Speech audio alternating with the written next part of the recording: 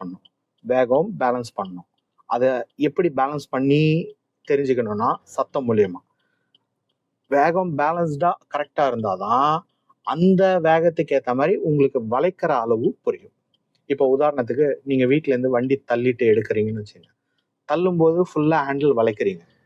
ஆனா வண்டியில உட்காந்து வேகம் கொடுக்கும்போது ஹேண்டில் ஃபுல்லா வளைக்கிறோமா? ஏன்னா வேகம் அதிகமா இருக்கு. வேகத்துக்கு ஏற்ற மாதிரி தான் அந்த ஹேண்டிலை அட்ஜஸ்ட் பண்ணணும். அதே கான்செப்ட் தான். நீங்க என்ன வேகம் போறீங்களோ அதுக்கேற்ற மாதிரி தான் அந்த வளைவு வரும். ஸ்பீட், ஹாரன் கண்டிப்பா லாங்கா, ஒரே டைம் லாங்கா, அவ்வளோ. இப்போ நேரம் போ ஹாரன் அடிங்க. ஒன்றும் இல்லை மாட்டாது. இங்கே இதே ப்ராப்ளம் தான். நாய்ங்க தொந்தரவு அதிகமாக இருக்கும். போகிற மாதிரி போய் டக்குன்னு இப்படி வந்துடும். ஸ்டடியாக இருக்கும்.